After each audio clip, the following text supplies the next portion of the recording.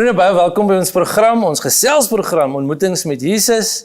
En soos ek beloof het, gaan ons so een keer 'n tyd of 'n maand, gaan ons iemand nooi, en dalk op 'n volgende stadium bietjie meer, om net so 'n bietjie hulle stories en spesifiek hulle ontmoetings met Jesus te kom vertel. Dankie vir die terugvoer en die opgewondenheid oor ons program.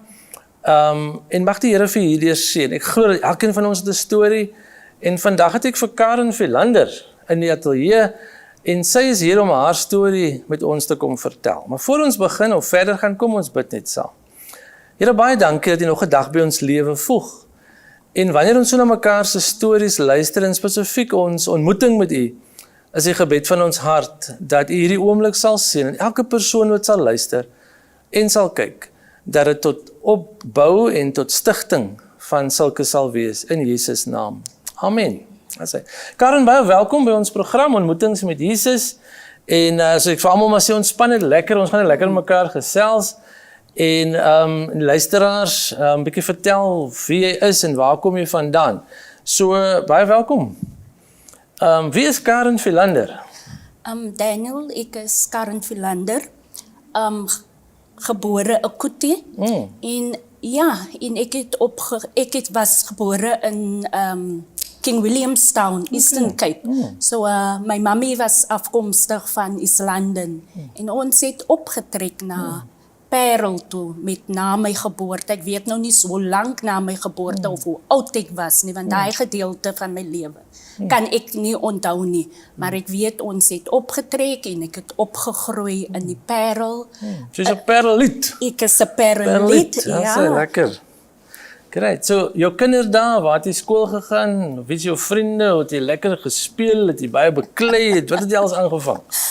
Daniel, ek het groot geword in, die plek se naam was in Parel, was McGregor se plaas. So ons het daar, het ons gewoon vir 'n tyd lank, en ek het skool gegaan eers by New Orleans Laerskool, en toe het ons verhuis na Chicago toe, en toe gaan ek by Parelzig Primêrskool. So ja, en my hoërskoolloopbaan het ek nie voltooi by Klein Nederburg Hoërskool nie, want ek het toe vertrek Heideveld toe weens omstandighede. So ek het baie vriende gehad op skool, maar was ook 'n baie teruggetrokke persoon wat nie maklik oopgemaak het of maklik gesels het met mense nie, want ek het altyd daai vrees gehad in my dat mense iets gaan sê wanneer ek iets verkeerd sê. Ek het net daai bangheid in my gehad. So, jong meisie daar, wat het in jou jong lewe gebeur en hoe het jy by Jesus uitgekom? Kyk dan, my jong lewe was 'n bietjie baie traumaties. As kind het ons in 'n huis groot geword waar my ouers nie die Here geken het nie. Ja, hulle was kerkchristene, het kerk geloop, en goed het net in die lewe verkeerd geloop in my ouer huis. My pa het hardhandig geraak, my ma begin abuse, het ons gesien het hoe sy altyd slag gekry het wanneer hy van die pad af gekom het, en dit het nogals baie vrees by my gelos. En op 17-jarige ouderdom het ek, want ek was nie baie suksesvol in my skoolloopbaan nie. Op 17-jarige ouderdom het ek besluit om skool te verlaat en maar te gaan help werk vir my mammy. Toe werk my oudste suster al klaar in die fabriek. Het ek besluit, ek gaan ook maar nou werk, omdat dinge nie so goed gaan met my nie. So ek het gaan werk, maar diep in my het ek 'n droom gehad dat ek wil eendag uniform dra. En my lewe het maar so aangegaan. Op 18-19-jarige ouderdom gebeur daar iets verskrikliks in my lewe, en dit gevoel dat my lewe tot stilstand kom daai oomblik. Want ek was verkrag, en baie keer wil ons nie oopmaak wat met ons gebeur het nie. En daai aand het my vriendinne onder my uitgehardloop, ons was dans toe, ons het teruggekom, en ons het die transport gehad om huis toe te gaan. So ons 4 of 5 vroumense moes alleen geloop het, en ons het deur New Orleans Park geloop, en 4 mans het my gegryp. En hulle het my gesleep tot in die hoërskool, New Orleans hoërskool, en daar het hulle vir my verkrag. Mes teen my keel, mes by my privaat dele, en sou ek skree, vermoor hulle my daar. Maar tog het ek geweet dat die Here se hand op my lewe is. En toe ek by die huis kom en my suster my uitvra, toe sê ek, niks het my gebeur. Ek het net in die badkamer gaan, geshower, vir my gewas, want ek het daai gehad van, hoe gaan mense my kyk? As hulle nou die storie moet hoor wat met my gebeur het. En ek het net vir my geshow en gesê, niks het my gebeur, ek wou nie sê ek was verkrag nie. En so het my lewe maar aangegaan, en op 21-jarige ouderdom, gaan kuier ek by 'n vriendin in Bishop Lywes. En sy sê vir my die dag toe ek daar aankom, Jenne, jy kom op 'n regte tyd, want ek het die Here gebid dat een van my vriendinne wat nie die Here ken nie, moet by my kom kuier die naweek. En hier kom jy aangestap. En sy gee allerlei juweliersware vir my, en sy sê, die Here gaan jou siel red in hierdie naweek. Ek sê vir haar, jy's lekker mal. Ek het gekom om te party, en ons gaan by House on the Prairie dance, en ons gaan net vir ons 'n lekker tyd gee, en daai tyd het ek begin rook en drink ook. En die Sondagoggend vra sy, gaan ek saam kerk toe? Ek sê nog, nooit in my kop is seer om nou nog te luister na te lekker geparty. En ek sê toe nee, en sy kom uit die kerk uit, en so voor jy aandiens vra sy vir my, Karen, voor jy huis toe gaan, wil jy nie saam met my kerk toe gaan nie? En ek sê vir haar toe, ja, ek gaan saam met haar kerk nou. Hulle kerk was in 'n groot garage, ek weet nie, daai plek was so uitgepak, en ek het gesê, ek sit hier by die agterkant, want as ek wil uitglip, want as die kerk te lank aanhou, wil ek uitglip. Maar die Here was so getrou, die Heilige Gees. Daniel, die pastoor wat daar gepraat het gesê, jy sit met soveel seer, jy het soveel goed in die lewe ervaar. Dit is vanaand jou tyd om jou hart vir die Here te gee. En ek het daar gesit, en ek het bewoog geraak, en ek het begin huil, en ek weet hoe ek daar voorkom nie. En die Here doen daai aand 'n volbrakte werk in my lewe. En ja, my vriende vra nog, gaan jy nie nou nog saam party nie, en jy het nog sigarette, en ek sê, nee, vat alles vir julle, of gooi dit net weg, maar ek is klaar met hierdie lewe, en die Here het 'n mooi werk in my lewe gedoen. It's amazing hoe die Here herstel bring, né? En ek bedoel, mens loop soms nog met daai wonde en met daai littekens, maar die Bybel verklaar dan reeds, deur sy wonde daar vir ons genesing gekom, en veral ons emosionele wonde. Jy's 'n klein persoon van postuur, maar as ek reg geluister het in ons gesprekke, jy het gesê jy wil graag uniform dra. So hoe het jy toe, en ek wil graag by jou hoor, die uniform en wat se beroep het was, as jy hoef nie te veel detail te gee nie, maar ja, selfs die uitdagings wat daarmee gepaard gegaan het. Ja, Daniel. Ek het toe,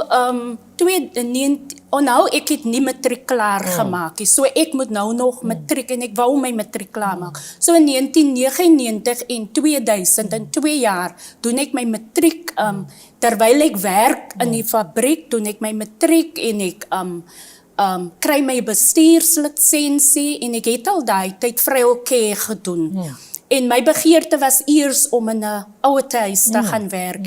En 2001 gaan werk ek vir 6 maande in ouerhuis Rusthof ouerhuis in die Parel, en daar's 'n advertensie van municipal police in Parel, Drakensberg en Parel word geadverteer, en ek sê vir myself, 35 is afsny ouderdom, ek is al 'n ma met 3 kinders, maar ek gaan daai kans waag, want ek wil uniform dra.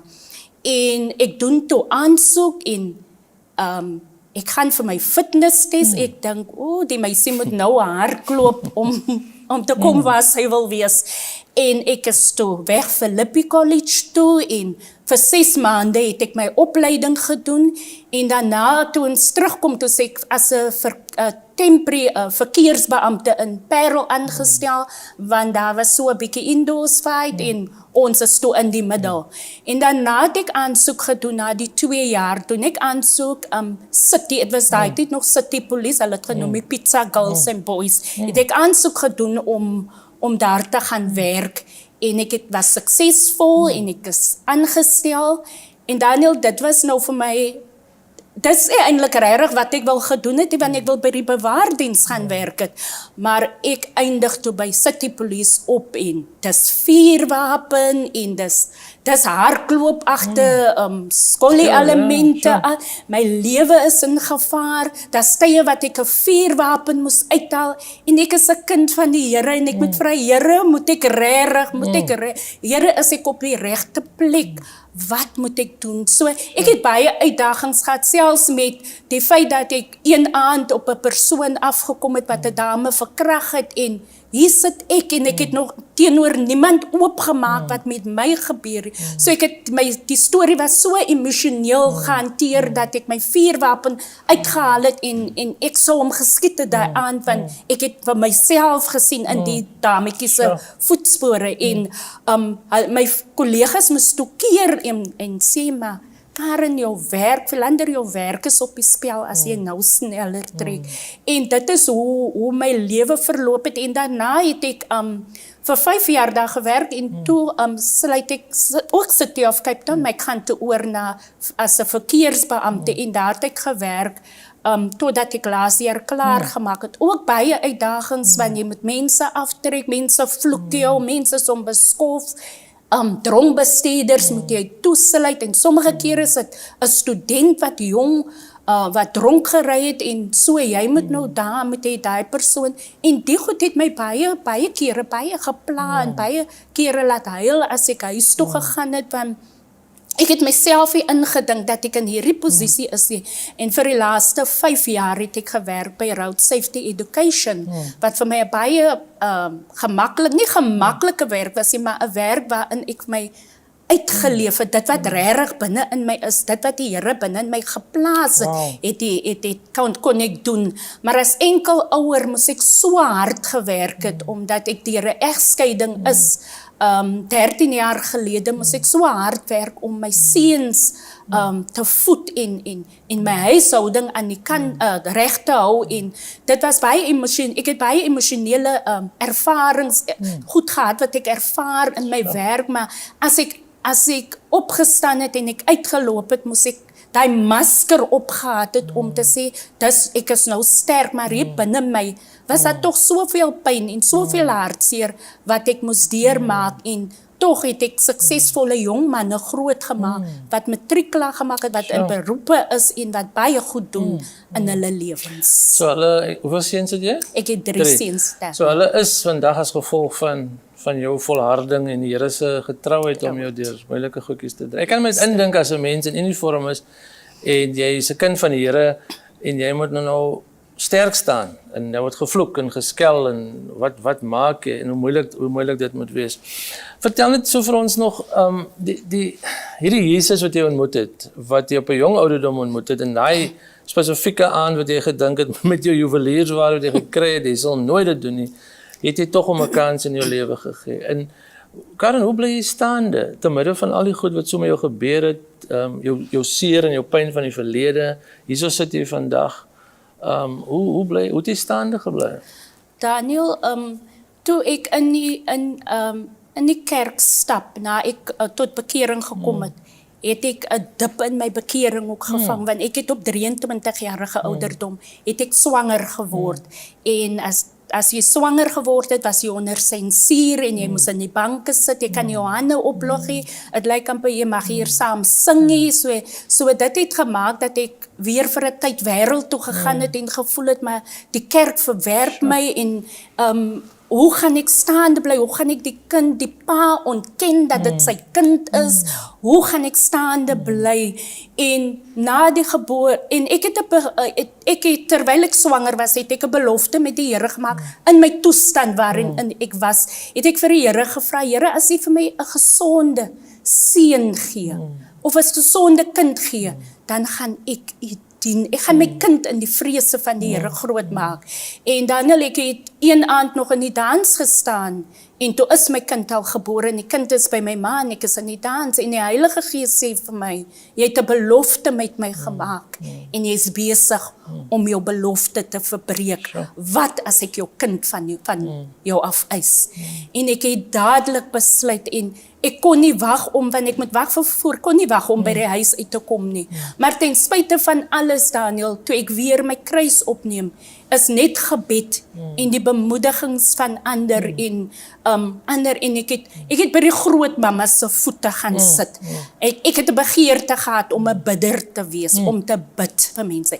Ek het 'n begeerte gehad om te praat met mense, want ek het altyd gesê, my ma het aan 'n einde gekom, sy wou 'n maatskaplike werkster geword het, en sy kon nie, want as gevolg van omstandighede, so ek het vir myself gesê, ek wil 'n maatskaplike werkster ook wees. Ek het baie drome gehad, en maar die Here het vir my toegelaat dat die bankaren, die Karen wat vrese gehad het vir mense, het geontpop om te leer, om te praat met mense, om te bid vir ander.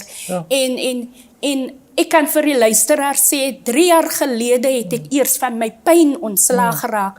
Toe Daniel my deur 'n beradingssessie vat, het ek eers ontdek hoeveel seer nog vassit in my, wat ek regtig uiting gegee het oor nie. En vandag kan ek met ander praat oor my seer en my verliese wat ek gely het. Ek het vir almal wat kom besoek, het ek geleer om 'n skrif, en ons lees spesifiek, het in die einde, lees ek vir jou uit Efesiërs 2, vanaf vers 6 tot en met vers 10.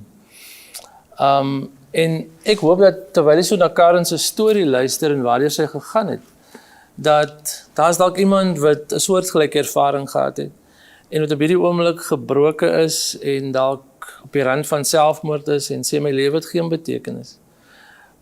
Hier sit 'n vrou vandag, wat 3 seuns groot gemaak het op haar eie, wat deur baie is. En hierdie skrif sê so pragtig, lewe uit die dood. Efesiërs 2, die eerste vers sê, julle was dood as gevolg van julle oortredings en sondes. Maar nou kom vers 6 en sê, ja, in Christus Jesus het hy ons saam met hom opgewek uit die dood, en saam met hom 'n plek in die hemel gegee, sodat God ook in tye wat kom, sal laat sien hoe geweldig groot sy genade is, deur die goedheid wat hy in Christus aan ons bewys het. Julle is inderdaad uit genade gered, deur die geloof. En hierdie redding kom nie uit julleself nie, dit is 'n gawe van God. Dit kom nie deur julle eie verdienste nie, en daarom het niemand enige rede om homself trots te wees nie. Nee, God het ons gemaak wat ons nou is.